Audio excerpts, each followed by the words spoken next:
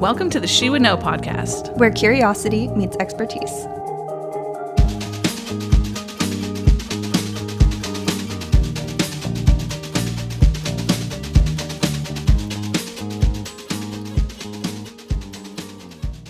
Hi, Chelsey. Hello, how's it going? Good. Are you ready to get a little spicy today? Oh, I'm so ready. When we thought of this topic, I was like, yes, this is going to be great. Everyone's going to love it, and we're going to have so much fun talking about it. I'm ready to hear people's opinions on this because I, for one, love smutty books. But I feel like it's common on TikTok, but it's not like I go and talk with my friends about smutty books usually. That's not like the first topic of conversation, but I would love it to be. Yeah. So first, let's talk about the elephant in the room. This is our first episode that we're recording. Yes, and I think we're both feeling a little nervous. We are a little nervous. I'm glad we're not recording it because I am feeling a little antsy. Yeah, it's so exciting to actually be doing the actual podcast recording, doing and not all the the behind the scenes that we thought we were going to do, and it's actually a reality. Yeah, sitting on the couch in my house, just talking into microphones. It's kind of a weird concept. Wearing your daughter's headphones. Yes. We're so professional. Oh my goodness. I'm glad that we're here and I'm excited. Me too. So do you want to talk about what we're going to do in today's episode? Yeah. So we have a few things. We're going to do a She Should Know segment, and then we're going to talk about a smut, the pros and cons, and then we're going to finish with a segment of our goals for the week. So our first segment is She Should Know, which, is a little spinoff of our podcast name. And this is all of the silly to serious things that you wish you would have known sooner. Awesome. And I forgot to say earlier that we're talking about smut and sex is going to be mentioned. So don't listen to this with your kids in the car if you don't want them to hear that. Yeah. So it is a little bit of a more mature topic. We won't say anything explicit, but pop some headphones in. Like, I would listen to this around my 2-year-old because she has no idea, but my 4-year-old is starting to pick up some words. So yeah, he'd be like, what's erotica? Oh my gosh. He actually, yesterday when I picked him up from preschool, the teacher told me that he got up and yelled, "Do you want to see my penis?" to the whole class. And she had to have a talk with him. And I'm like, oh my gosh, where did he learn that? Oh. Love little boys. Oh, they're the best. Okay, I'm excited to hear your She Should Knows. Okay, so my first one, which I actually learned from my mom last night, is that disposable swim diapers are machine washable and reusable. Don't put them in the dryer, like air dry them, but you can put them through the washing machine. It's amazing. You told me that before we started this episode and my mind was blown because they're so expensive. Yeah. I don't know. I mean, maybe I would. I don't know if I would do it, but like just knowing that I can, maybe it just gets like a little wet. Maybe not like a sopping wet pee-filled one. I don't know if I would put it in the washer, but just knowing that I can is comforting. That's true, because if it was covered in pee, I'd want to wash it by itself, and I hate doing laundry for just one item. And well, I should say my husband does our laundry, so I hate it when my husband does laundry for one item. So I thought that was just something I'm glad to know. Something I wish I would have known when I was super poor and relied on my mother-in-law to buy me swim diapers. Yes. Oh, that is a good one. Okay, my She Should Know is that, and you taught me this a few weeks ago, that you can use your backup camera to see if you are far enough into your garage. So I have had a junky car my whole life until like 3 months ago. And I got a nice car now that has a backup camera.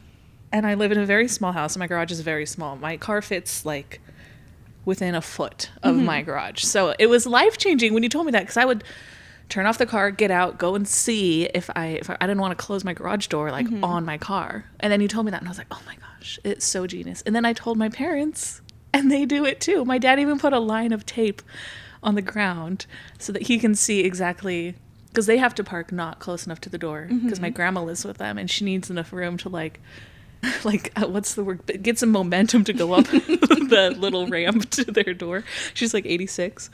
So they can't park close enough to the door. She doesn't have enough room to really get up the ramp. So it's amazing. I think everybody needs to know this. Well, and it's so much better than it's like the old person tennis ball hanging from the ceiling. I always expected that one day I would do that because I saw my grandparents have it, but I was just dreading it. And now I have a backup camera. I won't ever need to do that. Yeah. I can stay young forever. You can stay young forever.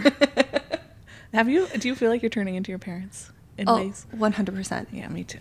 I had cottage cheese and peaches for breakfast as like my mom's favorite meal. Ever since I became a mom, I was like, oh, I understand you. I understand you now. Mm-hmm.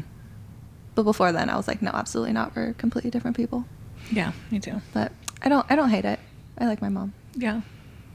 I've never met your mom. I'll have to meet her while she's here. Yeah, she's here. Good to meet her. Okay, what's your other she we should know? Okay, my next one is more techie. And these are for my girls who like to be cute on the internet. And it is, you can customize the colors on Google Calendar.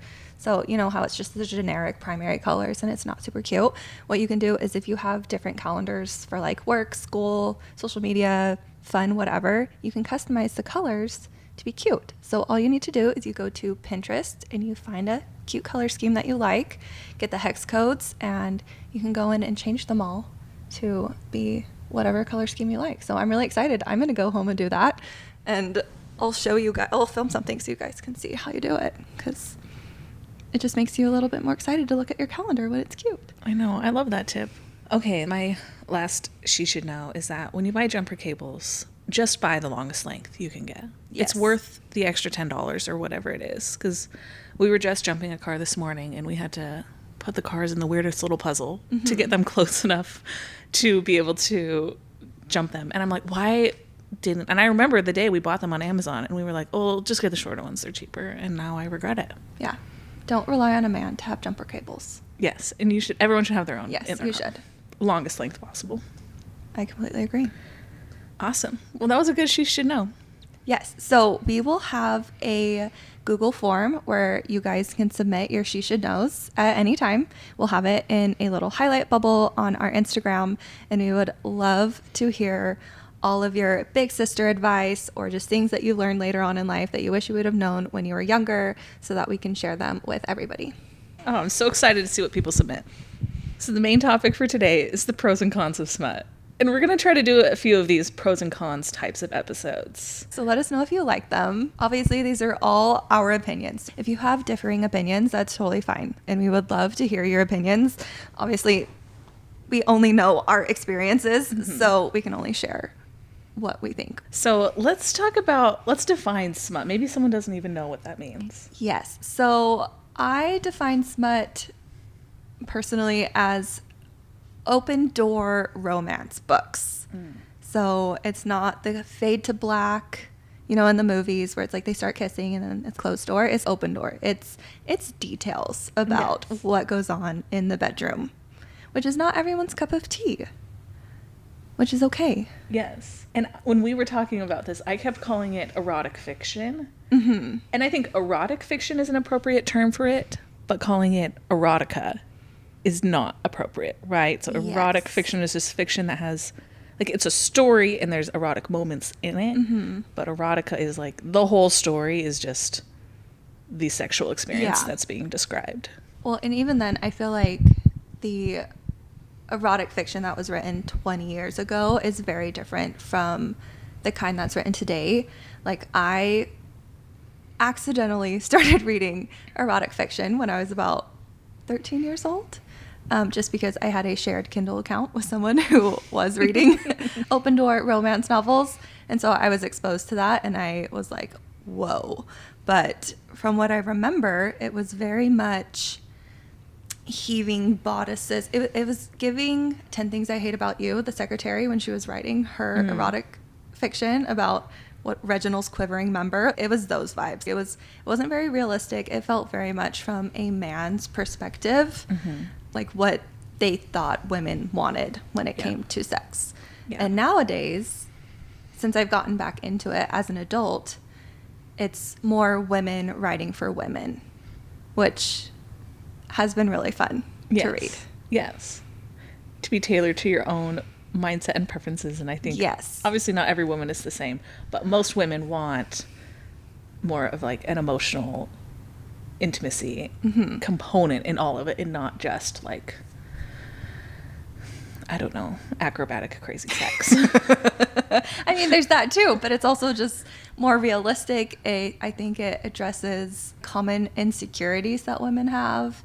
The books I personally like to read are more storyline with a hint of spice. It's not just sex is the entire plot, which is totally fine if that's what you like. But I enjoy the build-up and the relationship and the emotional connection between the characters before the intimacy happens. And then I enjoy reading about the awkward things and the insecurities that the characters feel and all of those things. So it's just really fun. Yeah, it is so fun. I had some experiences like that too. Like my mom and my aunt and my grandma, they all share books and they pass them around and they like write their initials in the front when they're done reading it. Sometimes they can't remember who's read what and who hasn't. And sometimes I would just grab a book out of their rotation and I think they would just forget. I don't know, that there were some spicy scenes in a book and I would just read them and be like, am I supposed to be reading this? Yes. Because my parents are very conservative. Like there was books in high school that I wasn't allowed to read and I would have to sit in the hallway or whatever, get some alternative book assignment. But it was always kind of fun, a little spicy. I definitely remember feeling a lot of shame reading those books as a kid and being like, I don't think I'm supposed to, because I mean the way we were both raised was any sort of sexual, what's the word, content was supposed to be consumed within marriage, not outside of it. So I do remember eventually going to my mom and being like, so I don't know if you know this, but I read a lot of those books. And she was like, oh my gosh, I'm so sorry. But then we had a very good open conversation about that kind of content and how it actually was helpful for her in her relationship. And it wasn't something to be ashamed of to learn about sex and know and be interested and have those feelings kind of arouse. Yeah. No pun intended. So it started a really good conversation. And then later on in life, when I became more interested in it myself, that shame was no longer there, which I really appreciate. Yeah, yeah. It feels like extracurricular sex education. Yes. Not the formal stuff, but just some fun things on the side. Exactly. So do you remember your first smutty book you read? Oh, no. It was probably some scene in a Nora Roberts book or something. Like my mom loves Nora Roberts. Yeah, I think mine was, it was definitely historical fiction of some sort. That was the genre of choice for the person I shared my Kindle account with, but I don't remember exactly what one, but I do remember it was historical. Okay. That's so funny. Like Outlander. When I hear historical fiction, I always think Outlander. But I don't even know if it's, I don't know. I have no idea. Yeah. Okay, so when we do a pros and cons episode, we're just going to go back and forth. You share your pros, cons. I'm excited to hear what you have to say. Okay. Let's start with the pros. Okay. I have so many. I guess I'll just start from top to bottom. I think my first pro is that sex shouldn't be taboo in general, and having it in books in detail is just one way that we make sex more part of our normal everyday conversation. For sure, right? Like our media should reflect real life. Yes. And real life is that people have sex. Yes. And it is a realistic way that people have sex. I don't think that everybody needs to consume media that has explicit sexual content. And I personally don't consume explicit sexual content in other forms of media. But the fact that it starts that conversation is really nice. Yeah, I agree. It helps to destigmatize the shame that a lot of people feel around sex. Yes, especially women. Awesome.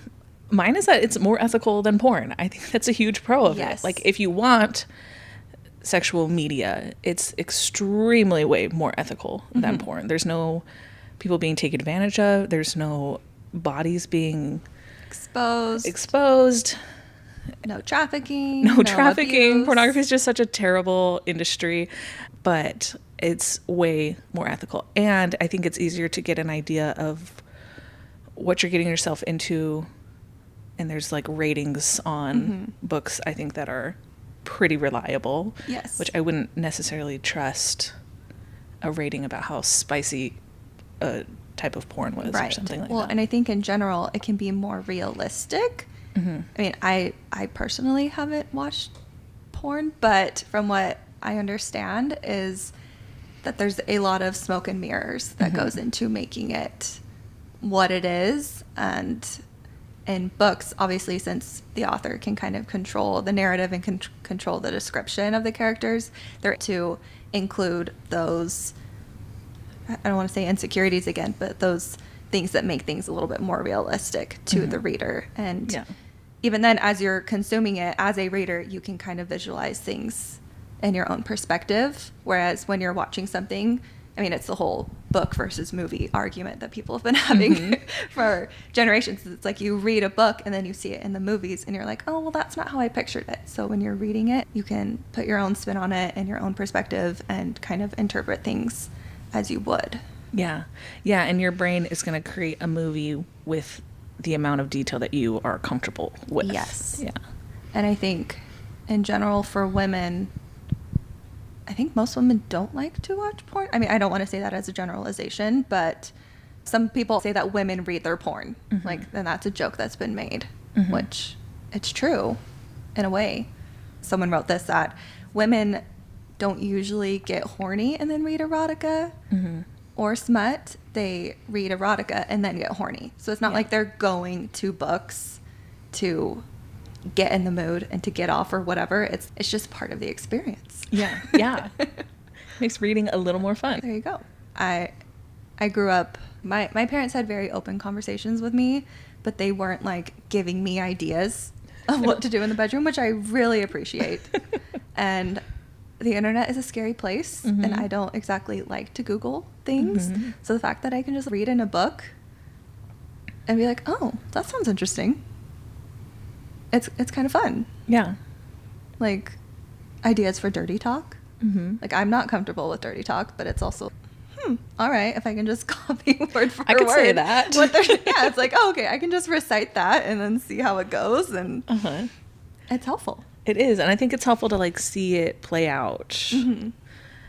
I don't know. I think it's natural to want to have sexual fantasies and stuff, but not everyone is good at it or practiced at it or feels safe enough with sexual shame and whatever to be able to do it. So I think that's kind of part of that. Yeah. Well, and I also love when things get interrupted, because that is real life. It's so real life. Like something happens and it does not end the way you were expecting, or a baby wakes up, or something awkward happens, and it's just like, you know what? That's just part of the normal experience. Yes, it is. Or you have to go to the bathroom. You do?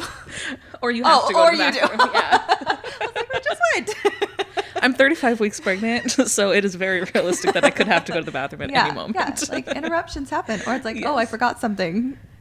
Got to run down and get it. Or I need a snack. Like my stomach rumbled. Whatever, it happens. My next pro is it's a safe way for women to explore their own sexual identity on their own. And I think that's a huge thing that gets missed, is that your sexual identity is not your husband's. It's not a group thing.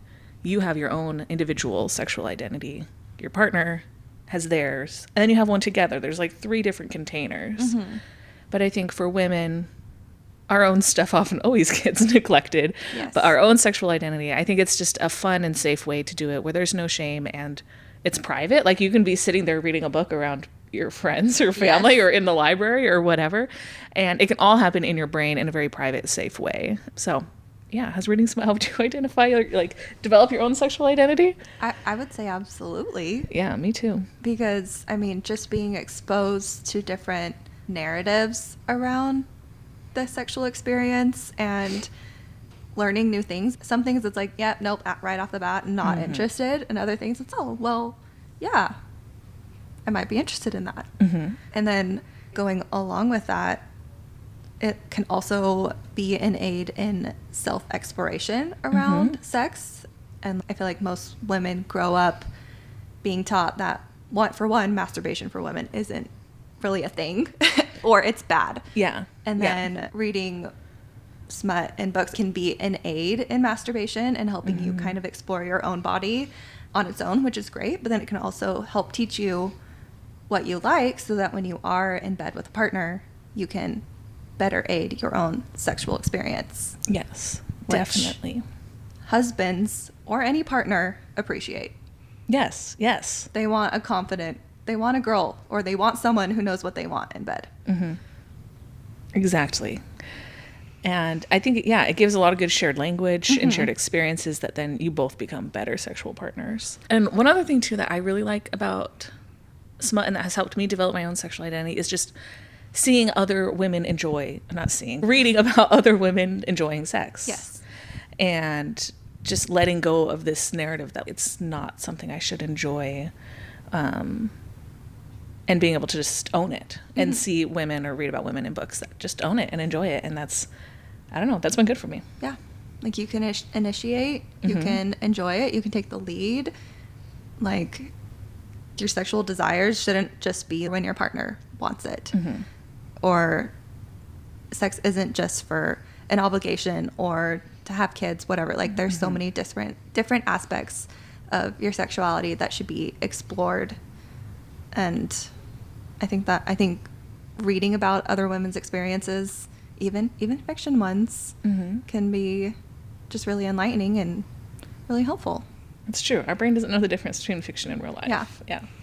Another pro for me is that, especially now, there are so many different, especially female authors, writing these type of stories with so many different representations of gender, race, sexuality, size, backgrounds, and it's been really eye-opening to kind of learn about other people who don't look like me and who don't think like me, like their experience in sex, which is just like really eye-opening.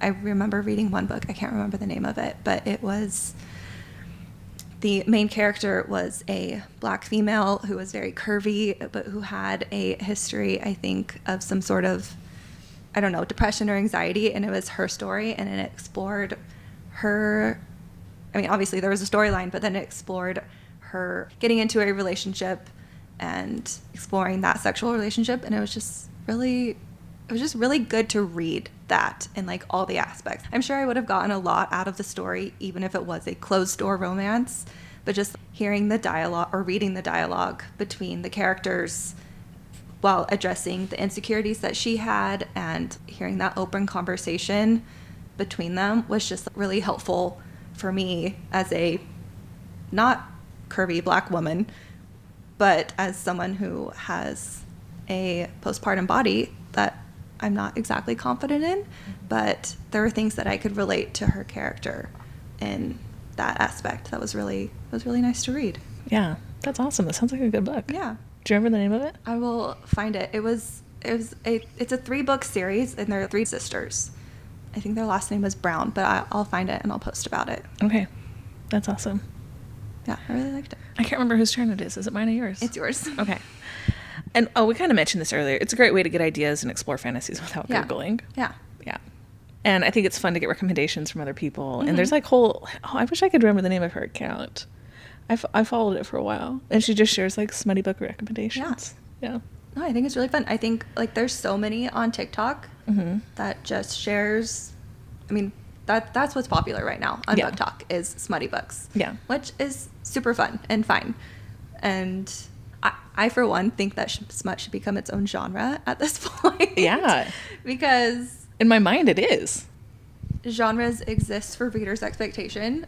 So, I mean, yeah, there's fantasy with smut and there's historical fiction with smut, but some people are just looking for books with those types of scenes in it. So might as well just put it out there because other people aren't. Some people just want to read fantasy books with no sex scenes. Yes. And I think kind of making that delineation, is that word? Between the two could be helpful for people on both sides. Yes, definitely. Because it can be a little jarring when you aren't expecting there to be sexual content in a book when it's there. Yeah, it's like I'm reading a book about dragons and then there's a sex scene and I'm like, whoa, this is not Harry Potter. Completely. Romantasy is so popular right now. It is. And it's fun, but also sometimes it's just like, all right. I don't know. For me, I personally prefer real life. I want my fantasy to stay in fantasy. I don't know. Reading about people have sex with wings just isn't my flavor, but I totally understand if it's some people, but it's just, I can't relate to that. I don't have wings. Yeah. But that's just me. Oh my gosh. It's so fun to learn these different things about each other. We've never talked about sexual fantasies we have before. Exactly. We don't. It's not a conversation people have, and I think we should. So that's why we're having it. Let's hear your first con. My first con is sometimes it can set unrealistic expectations because obviously it is a book and authors can edit out all of the awkwardness.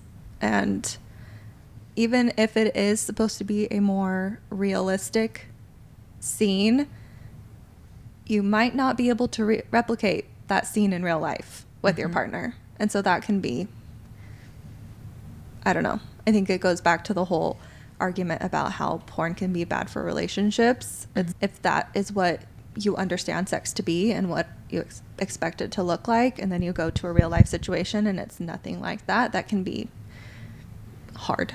Yes. I think, depending on how psychologically flexible someone is. Sometimes we get an idea in our mind and we get disappointed when it doesn't go that way. Especially if you're going into it not having any real life sexual experiences. If this is like your first exposure and you just have years of reading and then you go to real life and you're like, wait. Yeah, which I guess is kind of an argument for teens not reading. Yes. Or younger people not reading. Yeah. Or at least having a conversation with someone beforehand to kind of have those expectations being set. Yes, that's a good point. My first con is that it can create comparison of like, oh, well, my relationship with my partner isn't this fun or this steamy or this whatever. I think there is less comparison than porn because you're not seeing like another body to compare yourself to. Kind of like what we mentioned earlier too, is like your brain is going to create the image of whatever you're reading, you know, like the movie in your mind as you're reading, like in the context of like what you think people look like and whatever. But I think it still can create comparison. Right. And I think with timelines too, like in a book, a smutty scene is maybe 2 or 3 pages, usually not that long.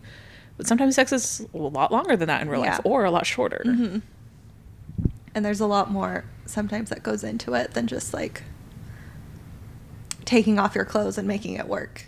It's true. There isn't a like, oh, I just ate something gross. Let me go brush my teeth or something, you know. Brush my teeth, get the lube out, you know, warm up a little bit. Lock the door. Yeah. Turn the baby monitors down just a little bit. There's often more things that go into it. Which aren't exactly detailed out on the page. My next con is just because there is such a wide variety of genres within the smut genre.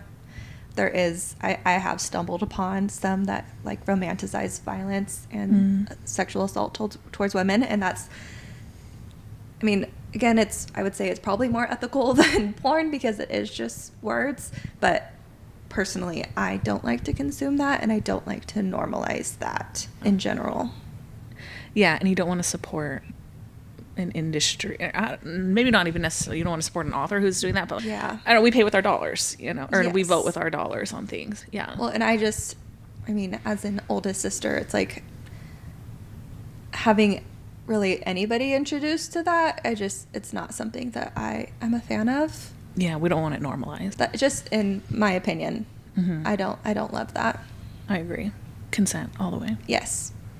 Which is something, going back to prose, which is something that I really like about some of the books I read, where it's very explicit, asking for consent and detailing the women say stop, the man stops immediately, and just re-emphasizing how important consent is in a sexual relationship. Which it's not something that we see modeled because usually our sexual interactions are private. Right.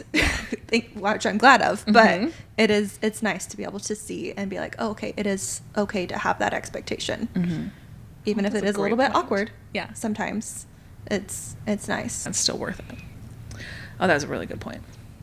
Okay, this con is coming more from my couples therapist lens, but depending on the monogamy contract you have with your partner, if you are monogamous with your partner, it could be seen as having an emotional affair. Especially if you're reading multiple books of the same characters, or I don't know, you develop a crush on a character or something like that. So I guess the only way around that is talking to your partner about that and be like, hey, I'm into this. Are you okay with that? or setting boundaries or something. I don't know, having a more open discussion about it. I don't know how I would feel if my husband was reading smut. Well, I would say if it becomes a replacement for having intimacy with your partner, then it definitely is a problem. I mean, I personally wouldn't care if my husband was. My husband doesn't care that I do. It's something that we have openly discussed, and he's even read some of the scenes and has been like, oh, that's very interesting. And it's given us both ideas for things that we want to do together. Yeah. And it's been a great tool in our relationship.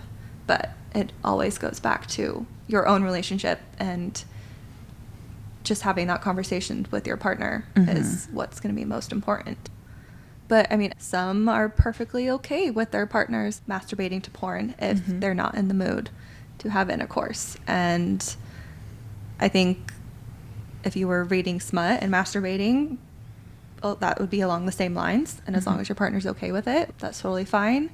And I think anyone with sexual trauma or who's been cheated on in the past might be more sensitive to it than someone who hasn't.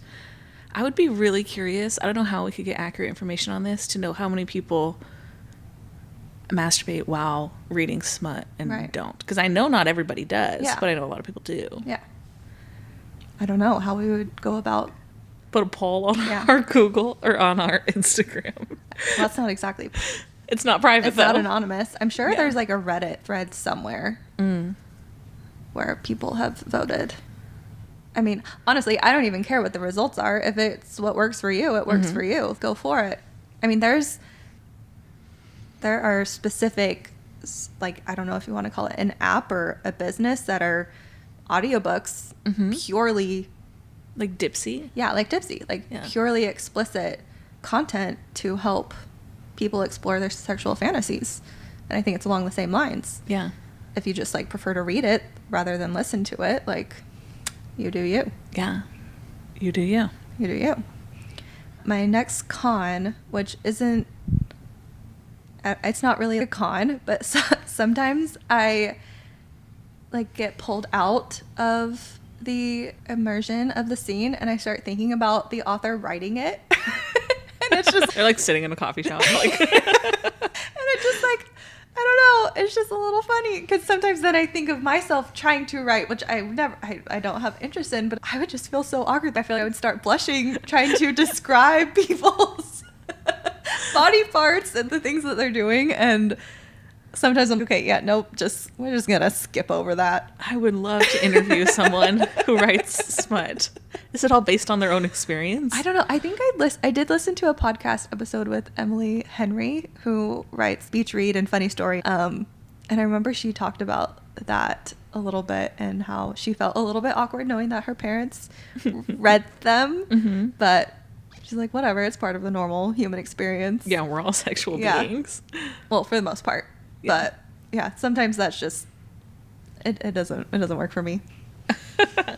That is a funny one. Okay, my last con is that it gives you a big rush of dopamine, and dopamine can be addictive. That is true. And I think obviously reading is great for us, right? We all know reading is good. But anytime we are sexually aroused, we do get a big rush of dopamine. And dopamine not paired with oxytocin. So dopamine is like your hormone you get a rush of when you have sex, or you do drugs, or you eat like something really sweet, or it's that fun rush. Oxytocin is like the cuddle hormone. So if you're having actual sex with a person, you're going to have oxytocin in your system and dopamine. But when you're reading smut, you're usually not snuggling with someone else. You're just there by yourself. So I don't know, something to be aware of. But also maybe it gets you to read more. So maybe that balances things out. I don't know. Yeah. Which, my last con is going to make me sound like a book snob. I love that women are getting more into reading. So it's a pro and a con. I love that women are getting more into reading because they're interested in smut.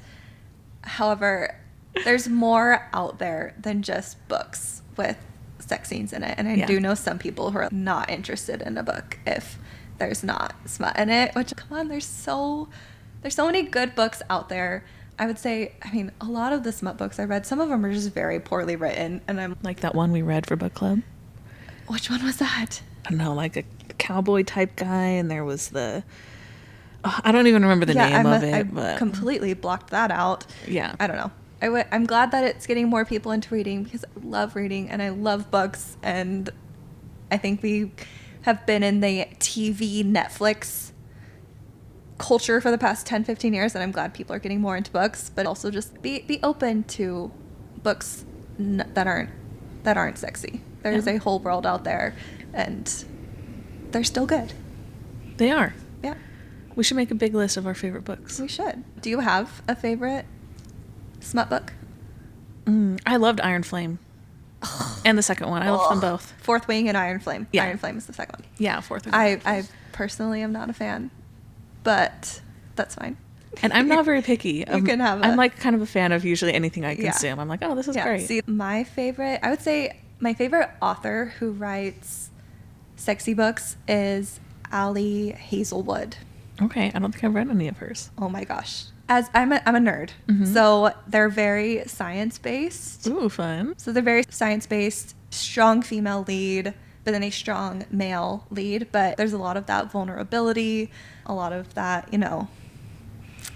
anticipation and awkwardness, and I don't know. They're just really enjoyable for me to read. And she has like short stories that get a little bit more hot and heavy, and then she has full-length novels. Oh, fun. That are, a full plot line, which I enjoy. Yeah. She also started writing, I think she wrote like a fantasy one, which isn't exactly my cup of tea, but She's trying to be on trend. Yeah, well, yeah, and she's exploring her artistry as a writer, which go girl.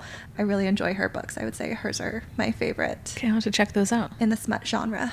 Ooh, I'm excited to read those. Well, that was a good list of pros and cons. Yeah. This was a fun to do. I like this episode. Format. Yeah. I think it's pretty fun to kind of explore. I mean, obviously these are all of our opinions, and they could always change. I'm excited to see what people say. Yeah. We'll get some messages. Like, do you and hear guys what people agree? think. Do you disagree? Send us a message on Instagram. Have we maybe changed your mind or opened your mind to the possibility? Have we completely turned you off of our podcast? Because They're like, never again. These girls are nuts. we're not the same. But I mean, the whole point of us even starting this is kind of to, one, explore different ways of thinking and new perspectives, because none of us think the same. And so even if you don't really agree with what we talked about, I hope you would stick around and, for one, learn from the other women that we're going to talk to on this podcast, but also just, maybe you can change our mind, start a conversation and share your perspective. And, even if you don't like that one part of us, maybe you'll like other parts. It's so true. We'll have hundreds of episodes about different things. We have lots of things to talk about. Yeah. Well, let's wrap things up with our goals for the week. All right. Do you have one? Yeah, I need to, like I said, I'm having a baby here in a few weeks. So I got a lot of stuff to do. My to-do list is like a whole page. Okay, which by the time this episode comes out, the baby will already be here. Yes, the baby will be here. So I don't know. I'm getting my house in order. That's pretty much always my goal, though. I always have something to do to get my house in order. Yes. Switching my 2-year-old out of the nursery into her own room and getting the nursery ready for an actual baby, not a toddler. Right. I waited until months after my second one was born to actually make the transition of everything, because I was like, they're not going to sleep in there anyways. But it is nice to be prepared before the baby comes. My goal for the week will be to prioritize having quality time with my mom while she's here, because I only get to see her maybe once a year, and try not to just take advantage of her being grandma, but to actually spend some time with her. And my youngest sister is here also, and I don't really get to, I don't get to see her. This is actually the first time she's met my kids. Wow. And they're almost 4 and 2. So just prioritizing having fun, which is not something I'm good at, but kind of putting everything else aside to focus on that while I can. Okay, that sounds so fun. What are you guys going to do? That's a good question. We will probably cater to whatever my children want to do. And just do it with them there too. Yeah, so we'll probably go swimming. It is 1,000 degrees here, so yes. Go swimming. I haven't used my Mother's Day gift, and I'm actually getting one for my mom too. We're going to go do the float spa. Oh, yes. Yeah, the sensory deprivation tank. That's so magical. Yeah, so we're going to go do that. which I'm really excited about. And then, I don't know, do something one-on-one with my sister because, yeah, I left home when she was like 3 years old. So wow. we do not really know each other very much, but sister date. That sounds fun. That'll be a good time. Okay, well, this has been a great episode and our first one that we ever recorded. I think we did a great job. I'm proud of us. Yeah, it was fun. It was really fun. I don't know exactly how to end it. I guess thanks for being here. If you listened and you're this far, like 2 thumbs up. Thank you for sticking around. And we hope you stick around for future episodes as well. Okay, thanks. Bye. Bye. Thank you for tuning in to another episode of She Would Know. If you enjoyed this episode and you'd like to help support the podcast, please subscribe and leave a rating and review. We would love to hear from you. If you have suggestions for topics and experts you would like to listen to in the future, drop a line in the comments or send us a message on social media. To stay up to date with She Would Know and get all the behind-the-scenes content, follow us on Instagram and TikTok at shewouldknow.podcast. Don't forget to stay curious, and we'll see you next week for a new episode.